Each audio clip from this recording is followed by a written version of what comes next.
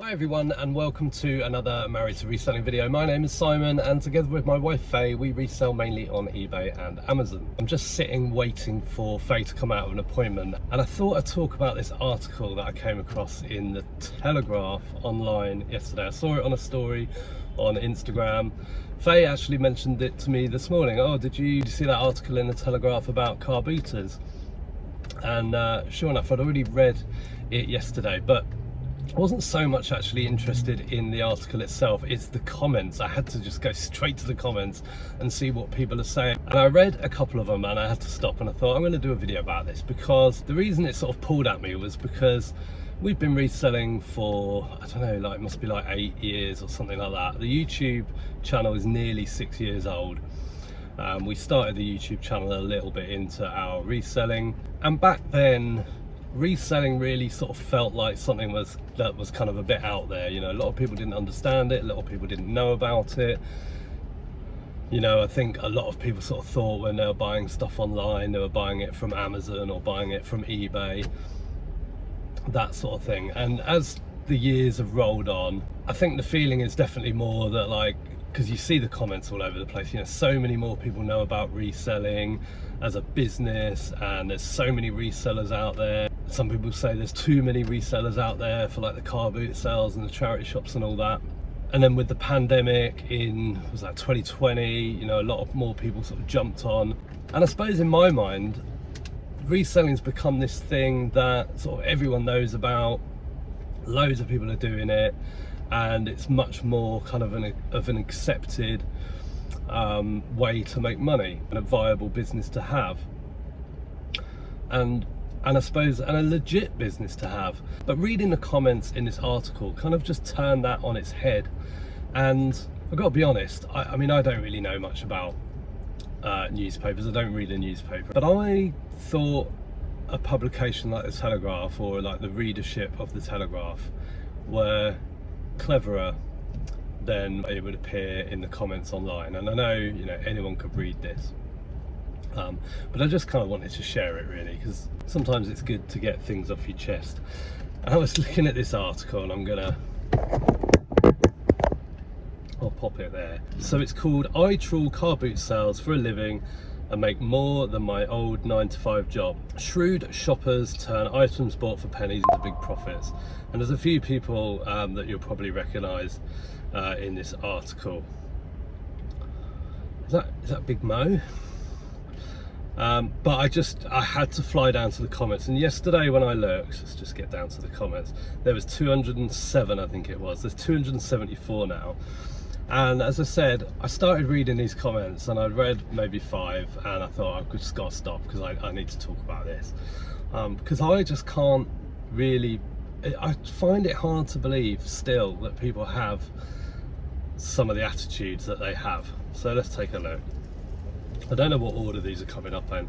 Oh, okay, so these are more recent. So I'm wondering if now, I don't know, I'm going to find out. I'm wondering if now the article's been out for a while, you get sort of more people that are interested in reselling and car boots and stuff like that. Because the ones I was reading yesterday were just out of control. The ones I was reading yesterday were just insane. Yeah, so here's one. And I guess we have to look at these comments from the perspective of, certainly the ones I was reading yesterday, I had to differentiate between whether the commenter was talking about the seller at the car boot sale or the buyer. But this one was 17 hours ago. I didn't see this one. Oh, let's do the 7 hours ago one first, from Hugh. "Wait till Rach regulates and taxes it." So they must mean selling at a car boot sale. But you know, if you're selling as a business, and of course this isn't the case for everybody, that, you know, everybody doesn't do this, but whether you're selling at a car boot sale or selling online, doesn't matter where you're selling, you can still be paying your taxes. Judith, 17 hours ago, "Scumbags get real jobs." I mean, and these are the sort of comments that I was talking about when I said I was surprised, I suppose, that people still think this. I know I do see comments on like people's YouTube videos and stuff that are kind of like this, But I sort of feel like people go hunting to troll anyone on YouTube, and resellers, you know, the reselling niche YouTube videos are certainly no exception to that. Robert, no mention of how much tax is paid on creating an income in excess of any previous jobs incurring income tax. So this person trying to say that, as I said, I only really sort of skim read the article, but I think I saw like someone say they bought something for 50p and sold it for 50 quid. So let's just use that as an example. So are they sort of saying like, oh, you need to break down your numbers? I mean, you know, for an article, why do you need to break down your numbers like that? Just assume there's fees and everything else, you know. Every business has costs. Reselling is no different. There's not many industries when people talk about numbers, even let's say, you know, if you're in a salaried job and you tell someone how much you earn, they don't turn around to, people don't turn around to that person and say, yeah, but what about your costs? What about how much it takes? What about how much it costs you to get to work? What about this? What about that? But for some reason in the reselling community, people always ask that question, because if you know there's costs, then you can kind of work them out for yourself. Particularly if the person says what they paid for something, you know, you can almost work out it down to the penny. This one's interesting, from Sandra. I've tried selling fairly decent high street brands on Vinted, but buyers want to knock down the price by about 50%. So I end up doing a car boot sale. I don't know how these flippers make a profit. I mean, that's just down to product selection, but also you'll always get those people doing lowball offers. But if the item isn't worth what you've priced it at, and you're just getting lowball offers, then it's probably worth the lowball offer that you're getting, I guess. Otherwise, just ignore them. There's plenty of people making good money in clothing on Vinted. Obviously, you don't need me to tell you that. There you go, Kitty replied to that. Price a generous discount into your asking price, and then you can give them a special deal.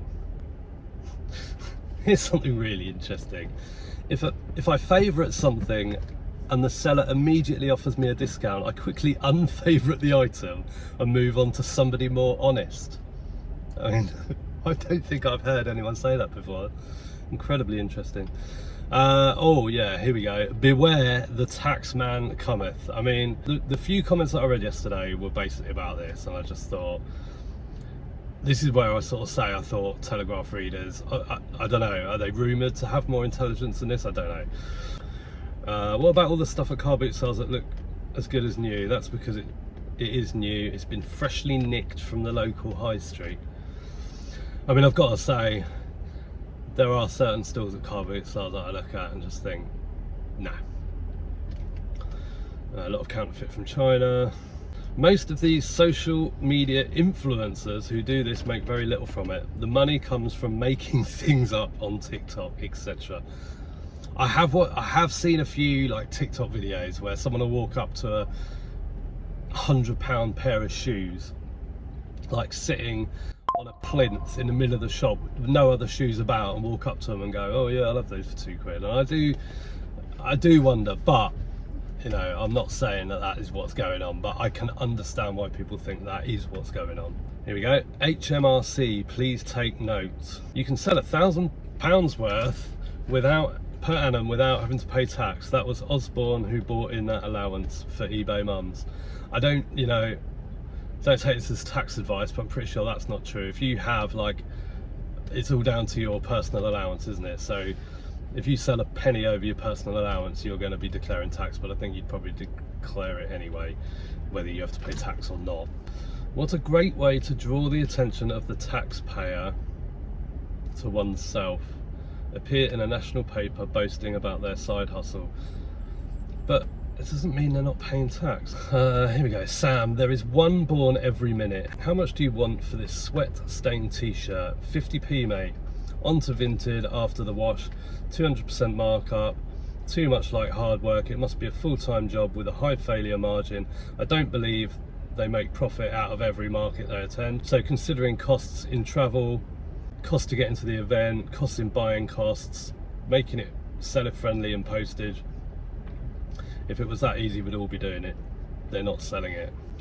Ooh, the tax man cometh. The problem is they're always on a Sunday morning when any sensible person is at church. Oh well, dear. You'll find that few folk are buying stuff online these days. Part of the reason for the hole in the UK's finances. So we're blaming the hole in the UK's finances, however many billions of pounds it is at the moment. We're blaming that on car boot sales, are we? Here we go. I have no objection to resellers buying for a reasonable price, then making an honest profit. But buying something very valuable for pennies from someone who does not know its value is simply immoral. It preys upon people's ignorance and is made all the worse by the sellers probably being those who could really do with the added funds. I'd love to know in the comments what you think of these comments, so please don't be shy.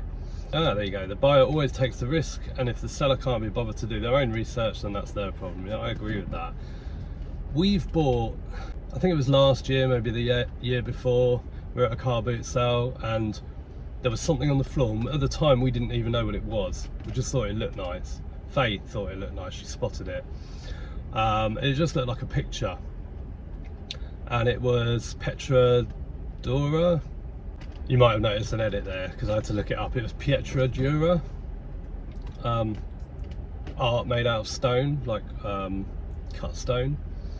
And when we showed it in the car boot haul video, we had loads of messages saying, how much for your picture? Because we just said, Faye said something like it was a picture on, I can't even remember how she described it now, but we sold that item for, I think £250, paid like £2. Now we had no idea what it was, we just liked the look of it, and that happens, you know. £2 that one. It's a series. So yeah. So we got 2, 4, 8, and then that. £2 for that. 10. £10. Car booters are pretty much all professionals. Any that aren't get pounced upon as soon as they open their boots by the other stall holders to see if they have anything of value.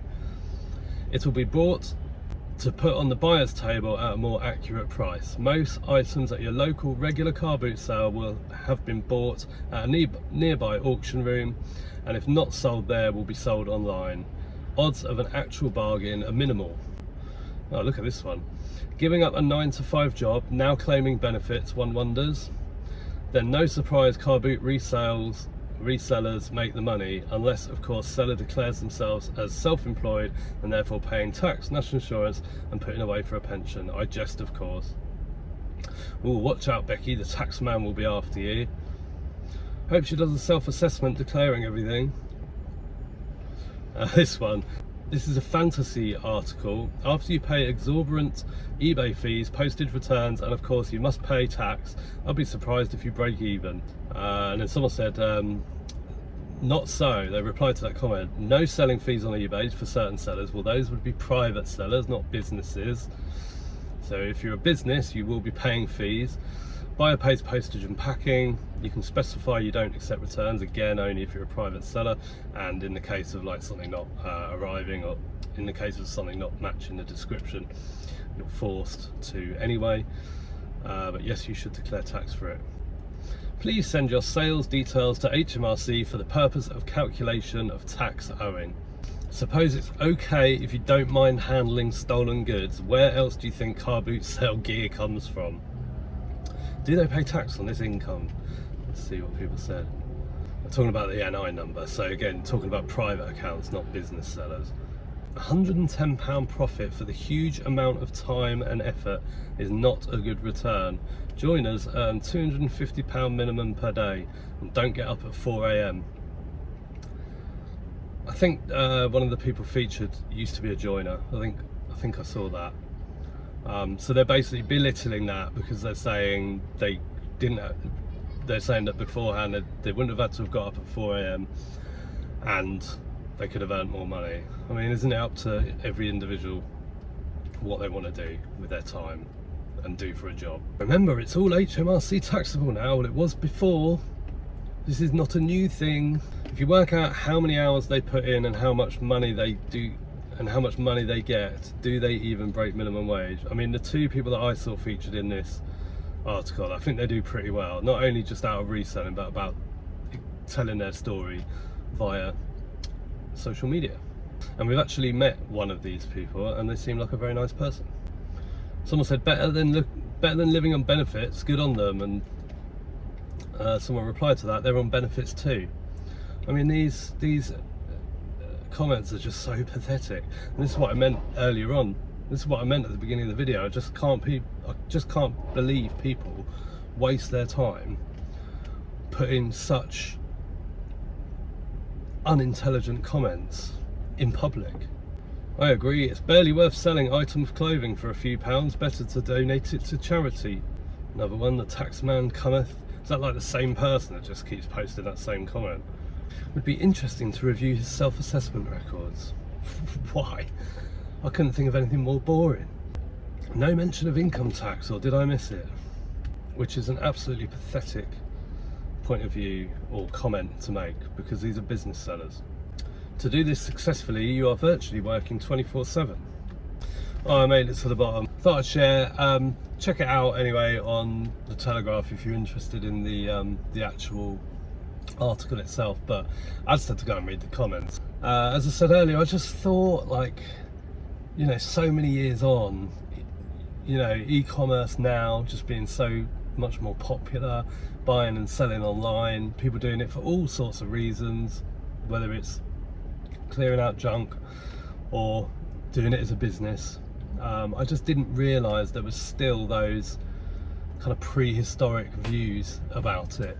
But let us know what you think, and if you like hate reselling and hate resellers, feel free to write that in the comments too, because it is interesting to me how many people have that archaic point of view that resellers are somehow doing something wrong. Anyway, I am now baking. We shall see you in the next one. Take care, bye for now. Baby, you give me ice and fire. You're giving me wind